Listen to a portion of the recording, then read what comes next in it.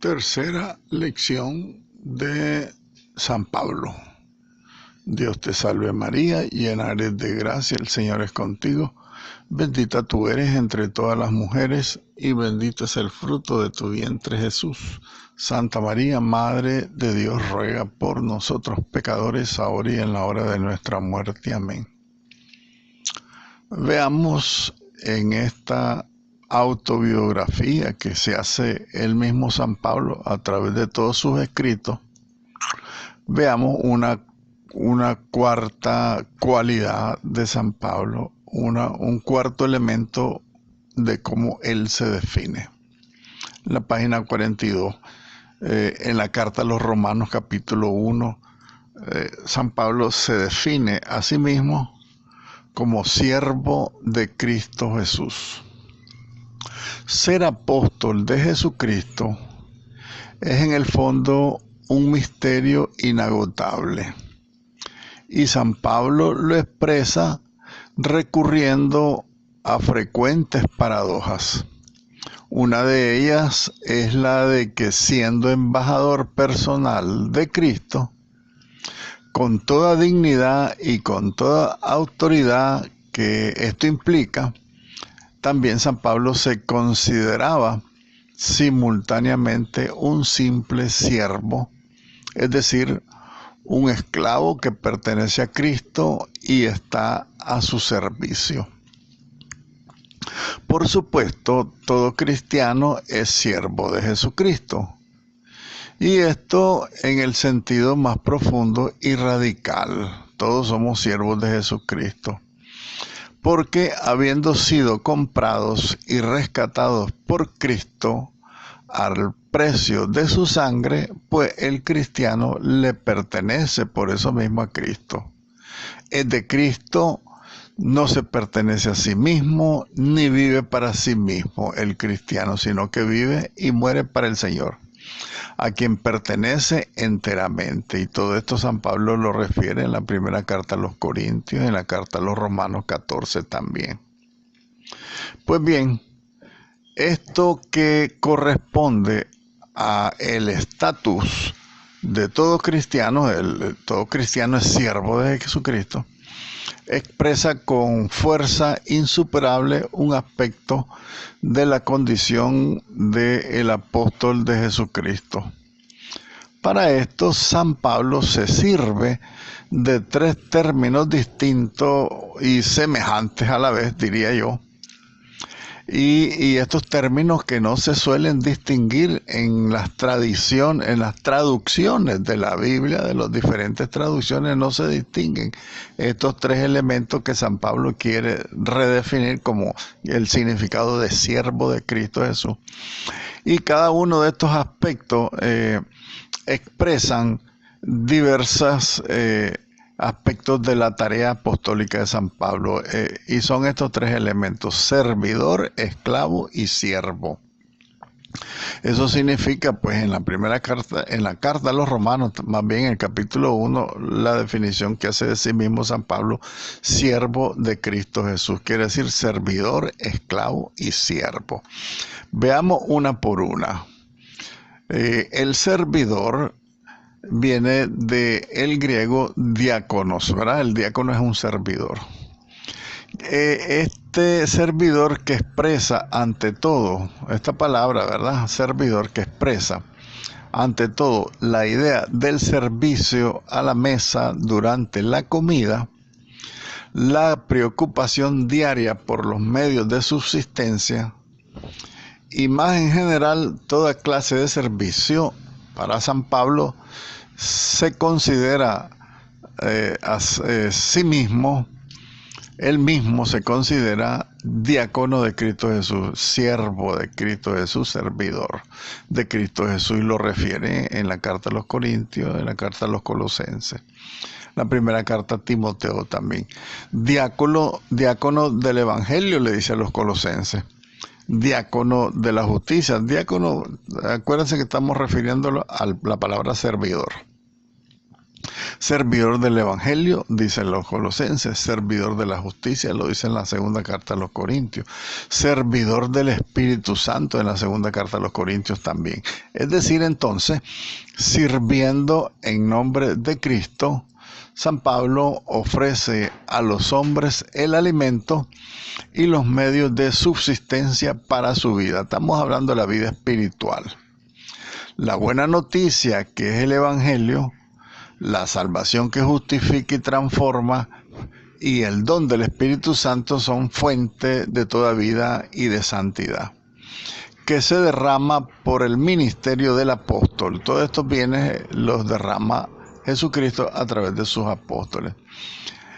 Principalmente lo refiere San Pablo, y así se configura San Pablo con Cristo, que ha venido a servir a todos, según el Evangelio de San Marcos, capítulo 10, porque Jesucristo dijo: he venido a servir, no a ser servido. Un segundo término que utiliza San Pablo para ser el servidor de Cristo es el término esclavo.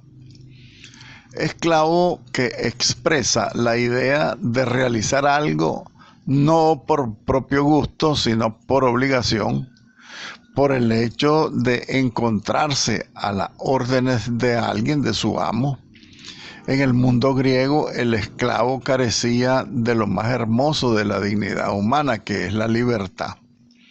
Entonces, en realidad, el esclavo no se pertenece a sí mismo, sino que le pertenecía a su señor. Debía renunciar continuamente a su voluntad y debía agradar en todo a su amo. Esa era la función del esclavo.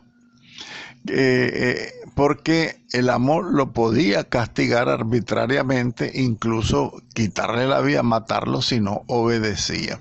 Eso significa la palabra esclavo.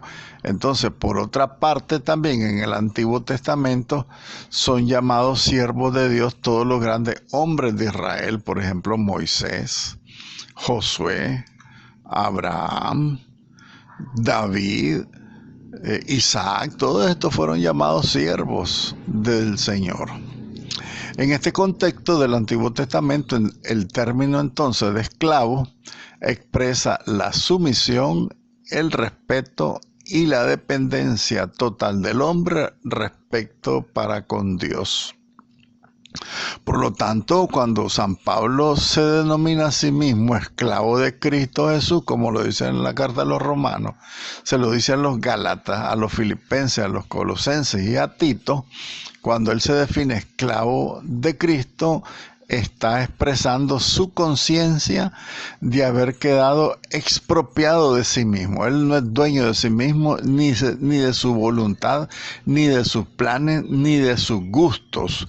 Entonces, en una palabra, de todo lo suyo está despojado San Pablo, incluida su libertad, para servir del todo y solo a Cristo Jesús y a su voluntad, teniendo en cuenta que ser esclavo de Cristo le lleva también a hacerse esclavo de aquellos a quienes Cristo le envía, o sea, todos los hijos de Dios, todos los cristianos, todos los elegidos. Entonces, Pablo se somete a todos, me hice esclavo de todo, como decía Cristo, ¿verdad? En la carta a los filipenses, siendo de condición divina, él renunció a su categoría de Dios y pasó por uno de tantos, haciéndose esclavo, ¿verdad? Eso mismo también refiere San Pablo.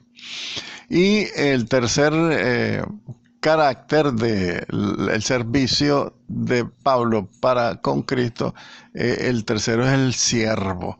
Siervo designa o significa al criado doméstico que está siempre al lado de su señor y que siempre está dispuesto a responder al menor de sus deseos. Entonces, al llamarse siervo de Cristo, en la primera carta a los Corintios, San Pablo sabe que no tiene otra cosa que hacer que estar pendiente de su Señor, en cuya presencia vive, para secundar dócil e inmediatamente cada una de sus indicaciones. Eso es el siervo, ¿verdad? El esclavo y el servidor. El servidor es el diácono, el esclavo, ya sabemos que es un esclavo que renuncia a su propia libertad, y el siervo que siempre está al lado del Señor para obedecer en todo lo que Él quiera indicarle, ¿verdad? Entonces, esta conciencia de siervo inútil incluso, según las palabras del mismo Jesús, en el Evangelio de San Lucas capítulo 17, siervo inútil, San Pablo hace permanecer esta frase a San Pablo profundamente enraizado en la humildad. No hay mayor humildad que la de San Pablo. Por supuesto que la Santísima Virgen María y San José, claro. Pero de los discípulos pues, de Jesucristo, San Pablo es el que está más profundamente enraizado en la humildad. Sabe que no es más que un pobre y débil instrumento de la acción de su Señor. Lo dice en la primera carta a los Corintios, capítulo 15. ¿Qué significa esto? Significa que San Pablo, en su autobiografía, él se da a conocer a todos nosotros los cristianos de cómo fue él y de cómo debemos ser nosotros, porque acuérdense que él mismo dice, imítenme como yo imito a Cristo. Entonces, esta conciencia de siervo le impide a San Pablo servir a dos señores, como dice el Evangelio de San Mateo capítulo 6, ¿verdad? No podemos servir a dos señores. ¿Por qué? Porque no tiene más que un Señor, San Pablo.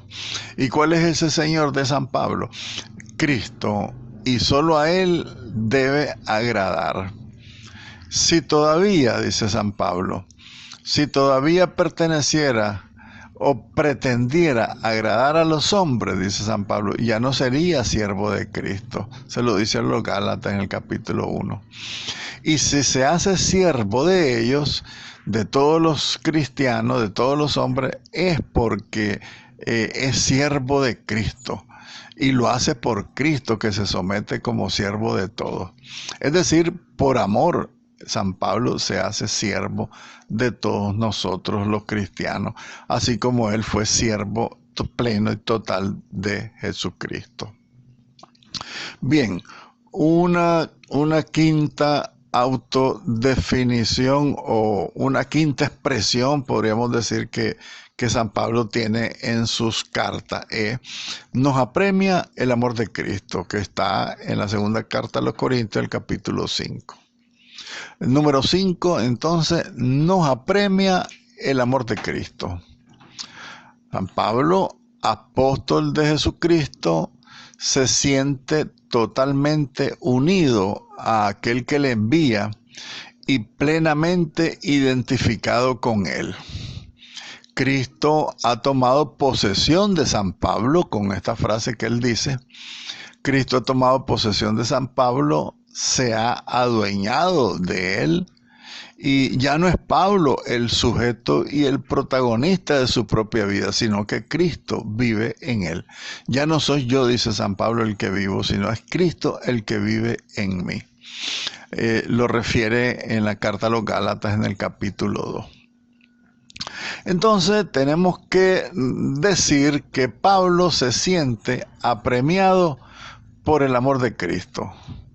Ya que vive solo para Él, el amor que tiene a Cristo le impele, lo interpela a que no viva para sí mismo.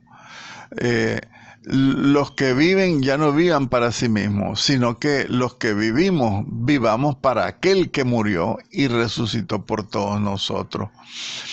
Para que así el nombre de nuestro Señor Jesucristo sea glorificado en ustedes, dice San Pablo en la segunda carta a los tesalonicenses. Entonces, encendido en el amor de Cristo, San Pablo no busca sus intereses, sino los intereses de Cristo. Comparen la carta a los Filipenses capítulo 2, ¿verdad? Porque Pablo ya no busca sus propios intereses, sino los intereses de Cristo. Porque San Pablo solo desea que el Señor sea reconocido y servido por todos. San Pablo solo anhela que la gloria de Cristo se manifieste esplendorosa en todos sus hijos, en todos los que le pertenecen a Cristo.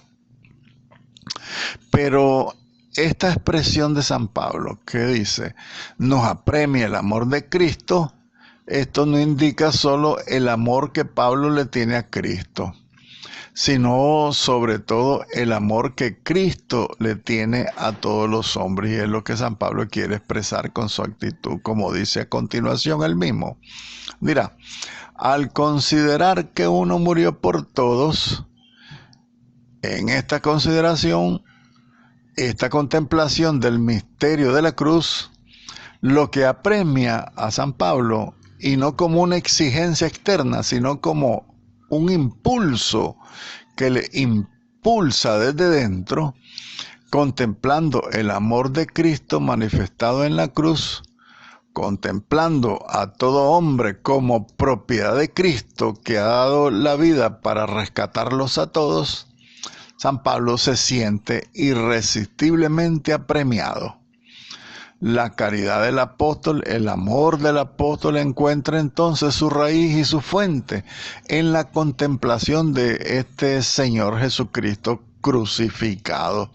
Era un gran pasionista, digámoslo así, a San Pablo, porque amaba la pasión de Cristo, veneraba la pasión de Cristo, porque por esa pasión, ese sufrimiento, esa cruz, fuimos rescatados todos de la esclavitud del pecado y del maligno.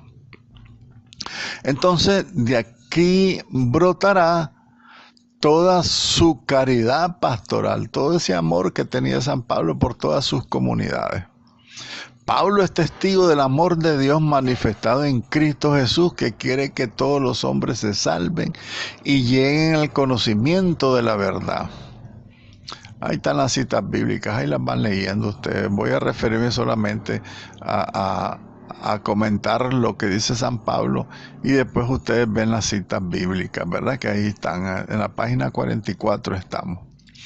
También ha hecho suya San Pablo las intenciones y los deseos de Cristo, y está dispuesto a ganarse, más bien a gastarse. San Pablo está dispuesto a gastarse y a desgastarse totalmente por todo los que le pertenecen a Cristo, por amor a Cristo. Toda su entrega apostólica, todos sus viajes, todas sus luchas, todas sus fatigas, su insistir a todos a tiempo y a destiempo, todo esto solo encuentran su explicación en un corazón invadido por el amor de Cristo a los hombres. Es Cristo mismo que, viviendo en San Pablo, ama también en él a los hombres con su mismo amor. Yo creo que San Pablo nos ha dado a entender, o nos quiere dar a entender, que él nos ama profundamente, porque él quiere que a través de él se manifieste en nosotros ese amor infinito que nos tuvo y que nos tiene y nos tendrá Jesucristo, porque fue capaz de dar la vida por nosotros. De hecho, entonces, la actitud tan característica de la vida y de la entrega de San Pablo a Jesucristo, que resumida en la expresión por ustedes, por vosotros, yo doy la vida por ustedes, dice Jesucristo en San Lucas 22, en la primera carta a los Corintios. También San Pablo la recoge explicándola, y asimismo se la aplica en relación con sus comunidades, porque dirá San Pablo, San Pablo está dispuesto a dar la vida por todos sus hijos cristianos, todos sus fieles, todos sus seguidores, todos los seguidores de Cristo. Así como Cristo fue capaz de dar la vida, entonces San Pablo es capaz incluso de dar la vida por todos nosotros.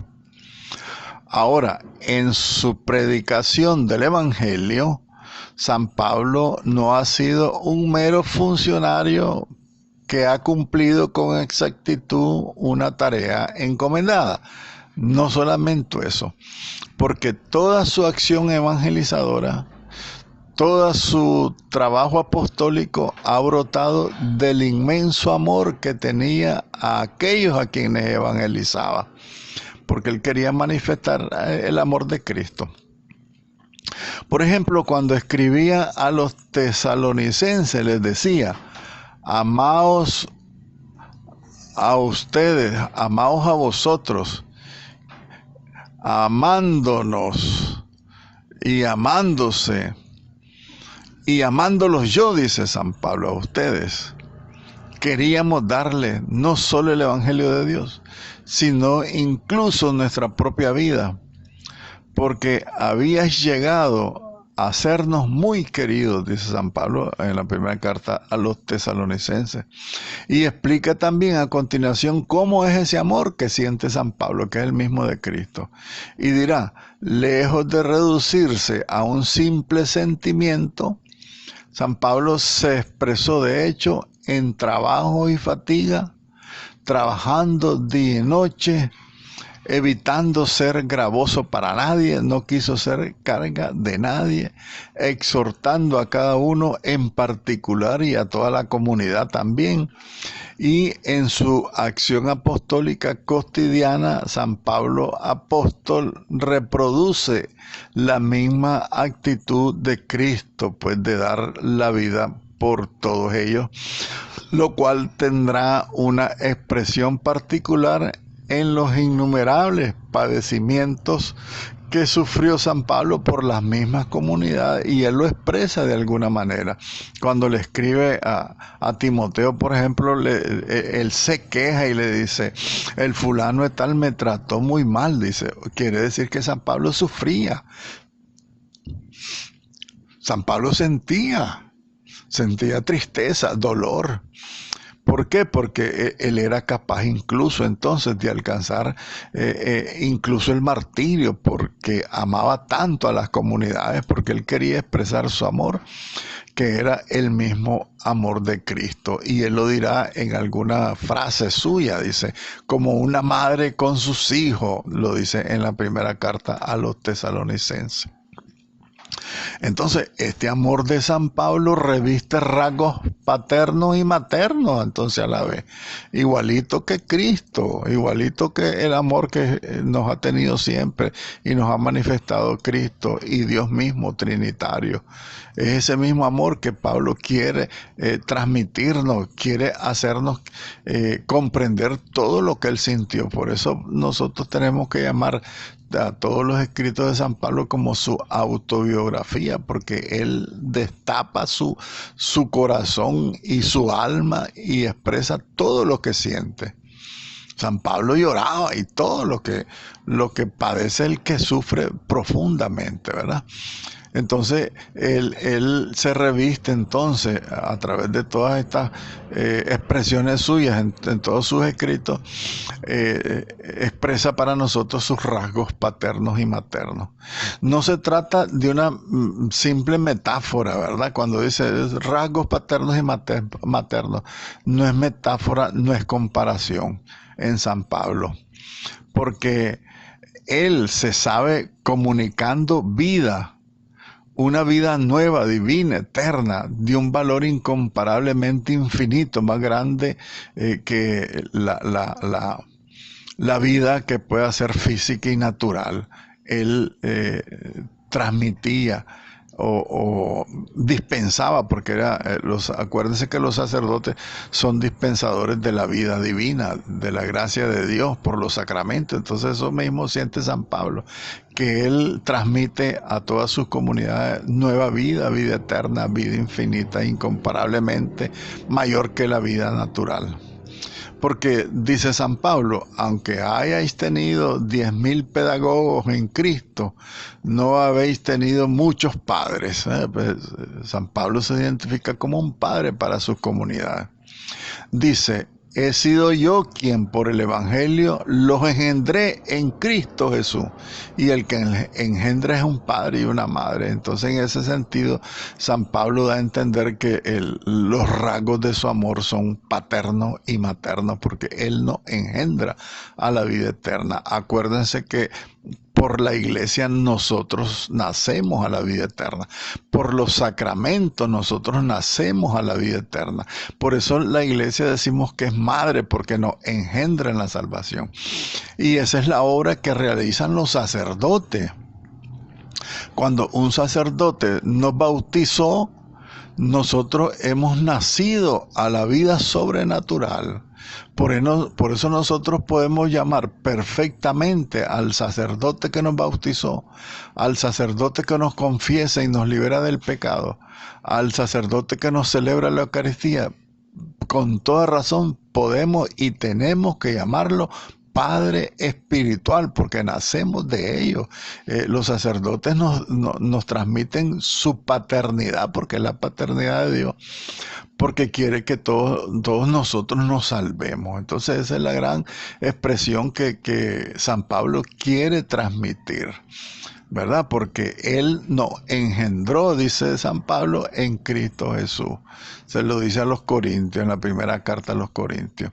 Y también cuando escribía, por ejemplo, a Filemón, lo hará empapado de ese amor paternal cuando le dice a Filemón: te ruego a favor de mi hijo, a quien engendré entre cadenas, a Onésimo. Acuérdense del esclavo que estaba preso con San Pablo, y cuando lo liberan a Onésimo, él se lo manda a Filemón y le dice: te ruego que lo trates como un hijo mío, como mi hijo, porque él lo engendró para Cristo. Entonces, toda esta carta resume amor de padre hacia este esclavo convertido en la cárcel, a quien llega a llamar mi propio corazón, ¿verdad? Mi propio hijo, aceptarlo como si fuera yo mismo. No sé si han leído esa carta a Filemón, es bellísima. Cuando San Pablo le envía a Filemón, porque el esclavo Onésimo era Filemón el dueño, y San Pablo está sintiendo que cuando el esclavo llegue a Filemón lo va a maltratar. Entonces le dicen: no lo maltrates, trátalo como un hijo, porque yo lo engendré, dice, entre cadenas aquí en la cárcel. Es precioso. No sé si lo han reflexionado alguna vez, porque en la liturgia lo hemos leído alguna vez, esta carta a Filemón de San Pablo.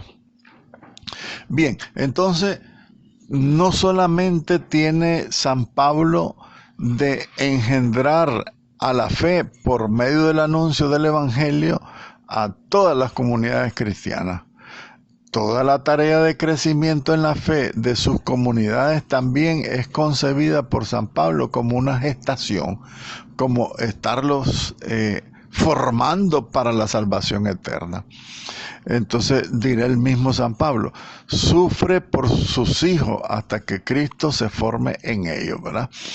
Lo dirá a los Gálatas en el capítulo 4. Entonces, su amor paterno, su amor materno por este lado, sus desvelos, sus sufrimientos apostólicos, todo esto acompaña a cada uno de estos nuevos cristianos hacia su transformación plena y total para Cristo y en Cristo. Entonces, todo esto significa pues la paternidad, la maternidad espiritual de San Pablo, porque aparte de engendrarlos a la fe, por su predicación y por su testimonio, también sus desvelos, sus sufrimientos apostólicos, todo eso son gestos maternos.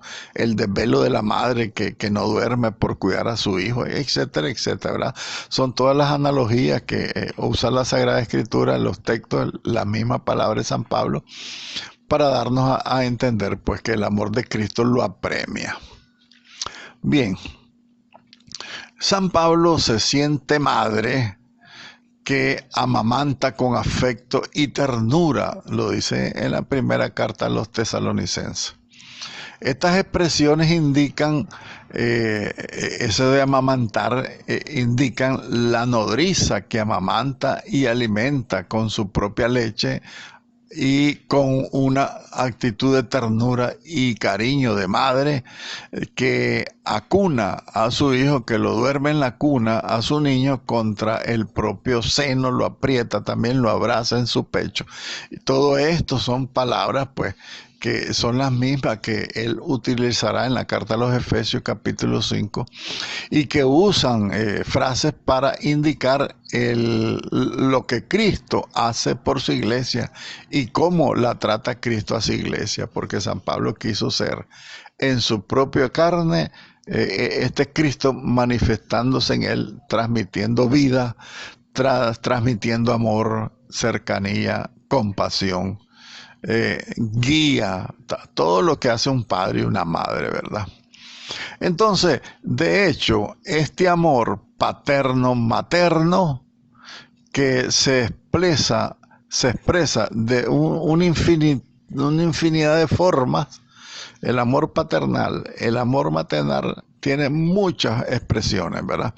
Y San Pablo atiende a lo suyo con el amor de un padre que educa, tratando y formando a los hijos uno a uno, exhortándolos, animándolos a cada uno, y lo dirá en la carta a los tesalonicenses. Por otro lado, el afecto hacia sus hijos es tan real que suscita en él un intenso deseo de verlos, porque San Pablo lo dice: me muero por ir a verlos, ir a saludarlos personalmente. Son expresiones maravillosas que dirá San Pablo en la misma carta a los tesalonicenses. El apóstol San Pablo también sufre, se inquieta y se preocupa por los peligros de una comunidad que aún está inestable también. Él vela por las comunidades inestables. Y literalmente dice, no vive ante el temor de que el tentador derrumbe la fe de esas comunidades. Al recibir buenas noticias, dice, siente un gran alivio y consuelo también, ¿verdad? San Pablo también, cuando recibe noticias buenas, él se pone feliz. Cuando mira que está en peligro la comunidad, él sufre y exclama, dirá San Pablo en la primera carta a los tesalonicenses: ahora sí que vivimos, pues permanecemos firmes en el Señor. Entonces San Pablo derrocha ternura y aprecio para con todos los cristianos, para todos los que pertenecen a sus comunidades. Y San Pablo también no tiene reparo en manifestarles abiertamente cuánto les quiere, porque les dirá: los amo a todos en Cristo Jesús. Ahora la gente es incapaz de expresar el amor de Cristo. Yo he tenido mala experiencia como hombre cuando quiero ser educado con alguna mujer, con alguna muchacha. Creen que uno la está enamorando, pero eso es estúpido, porque lo que uno quiere es expresar el cariño, la ternura de un cristiano, aunque sea un viejo. Lo que pasa es que los viejos tenemos la mala fama de ser rabos verdes. Pero fíjense que no, yo he sentido tristeza porque mi forma de ser es ser muy cercano, muy expresivo, y a veces uno quiere expresar cariño, el cariño de Cristo, el cariño cristiano, y el mundo, como está prejuiciado porque no cree en el amor, el mundo no cree en el amor, entonces la gente me queda viendo, yo lo cuento como testimonio, me queda viendo como quien dice: ¿y este estúpido qué le pasa? Me quiere enamorar. Así pienso yo que deben de pensar las personas, las mujeres, por ejemplo, cuando uno quiere ser amable y cariñoso. Piensan que uno quiere enamorarla, pero eso es una gran estupidez. La gran deformación del prejuicio que se tiene de los hombres viejos, que somos mafiosos, pero que sin embargo el amor, ese amor cristiano, como lo expresa San Pablo, el mundo no lo conoce, y más bien se llenan de susto o de odio, porque creen que uno quiere hacer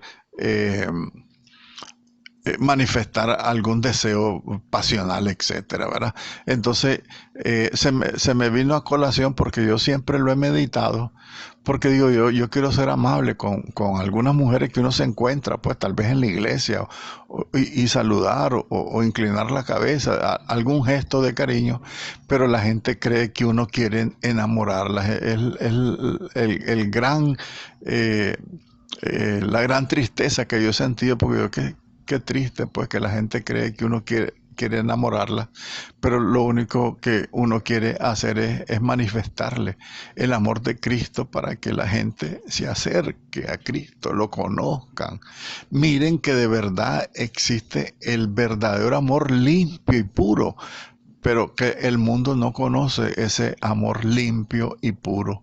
El amor el mundo es un amor del eros, que creen que todo es pasión y deseo, ¿verdad?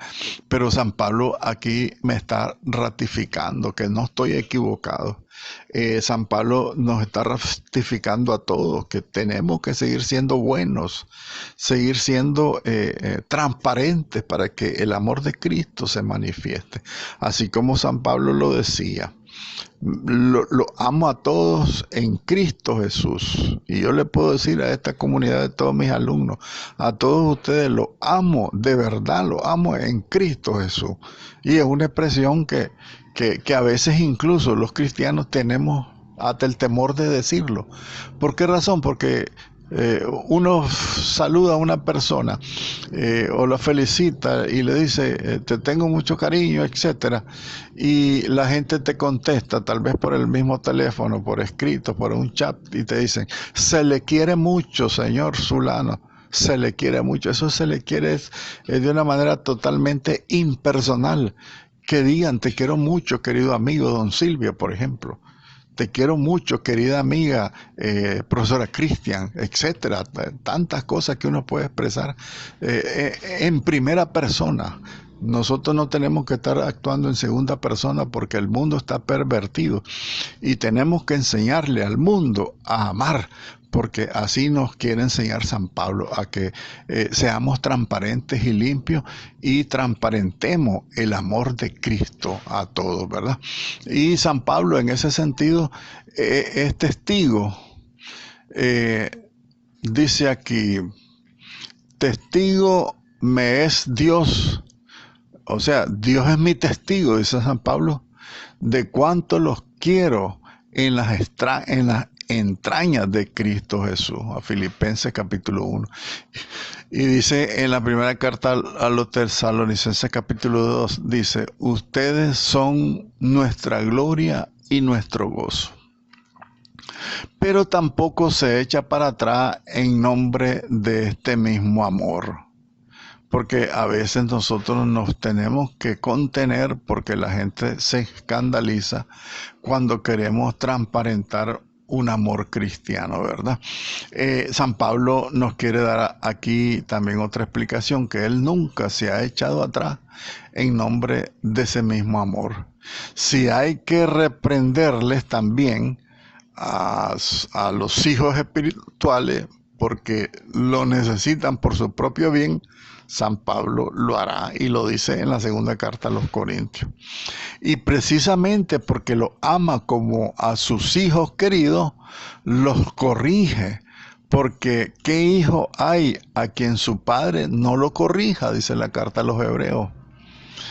Y también incluso dice, cuando tiene que entristecerlos con una reprensión fuerte, que lo hacen no para entristecerlos, sino para hacerlos que conozcan el verdadero amor desbordante que sobre todo en ellos les tenía San Pablo.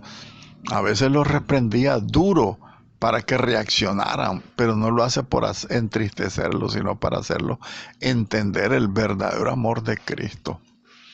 En todo caso, San Pablo lo hará con delicadeza y sin humillar, por supuesto. Porque les escribe a los corintios, dice, no les escribo estas cosas para avergonzarlos, sino más bien para amonestarlos como a hijos míos muy queridos, ¿verdad? Y cuando se vea obligado a rehusar los donativos. Acuérdense que hasta eso expresa San Pablo, que cuando la gente le manda reales. Dice aquí, ¿verdad? Y cuando se vea obligado a rehusar los donativos de los corintios, les dirá, ¿por qué? Porque no los amo. No, Dios sabe bien que yo los amo a ustedes. Yo lo hago para que después no se sientan que Él tenga obligación con esto de los corintios, cuando le mandaban dinero, por ejemplo, pues, ¿verdad? Hasta en eso se cuidaba San Pablo, fíjense ustedes. Ahora bien, otra expresión de San Pablo en la segunda carta a los Corintios: con celo de Dios. San Pablo, ante las infidelidades de los corintios, las infidelidades a Cristo y a su mensaje, San Pablo deja aparecer algunas de sus más profundos sentimientos de apóstol, con unas expresiones un tanto sorprendentes. Decía San Pablo: celoso estoy de ustedes con celo de Dios. Con celo de Dios. Esa es la expresión que vamos a reflexionar. Ahora bien, para entender estas expresiones, tenemos que recurrir al Antiguo Testamento, donde el amor de Dios se revela como fuego devorador en el Deuteronomio capítulo 4. Como amor celoso que exige un amor exclusivo como respuesta. Dios es un Dios celoso, dice el Éxodo capítulo 20. Esto significa pues que la expresión, el tener celos de Dios, es como el esposo tiene celo de su mujer porque quiere que su esposa le sea fiel solo a él. Así mismo es Dios. El amor de Dios es tan infinito que Dios es celoso por eso. Y su celo subraya el carácter absoluto y total infinito de Dios mismo, que ha de ser amado incondicionalmente, totalmente, exclusivamente, que es exigente porque no puede compartir un lugar en el corazón del hombre con criatura alguna, con otra cosa. Y a la vez este celo de Dios nos habla de un amor apasionado que no tolera ninguna imperfección, ningún engaño, ningún defecto en aquel a quien ama. Entonces, San Pablo comparte los sentimientos divinos respecto a los corintios y a los demás cristianos. Participa del amor apasionado que Dios tiene por su pueblo, San Pablo así lo expresa, como amigo del esposo, como dice el Evangelio de San Juan capítulo 3, ¿verdad? Los amigos del esposo que hacen ayuno, ¿se acuerdan ese texto? Entonces, como amigo del esposo, testigo del amor nupcial de Cristo con la iglesia, San Pablo participa de los celos de Dios, del deseo ardiente y apasionado que Cristo tiene de que la esposa, la comunidad de Corinto en este caso, le pertenezca total y exclusivamente a su esposo Cristo Jesús. Y le dirá a San Pablo: les tengo desposados con un solo esposo, para presentarlos cual casta virgen a Cristo. O sea, como una comunidad pura y virginal, santa e inmaculada, así como Cristo quiere preparar a su iglesia, ¿verdad? Como la novia engalanada, pura y santa, ¿verdad? Por eso murió Cristo, y ese es el mismo ardor que tiene San Pablo. Gloria al Padre, y al Hijo, y al Espíritu Santo, como era en el principio, ahora y siempre, por los siglos de los siglos. Amén.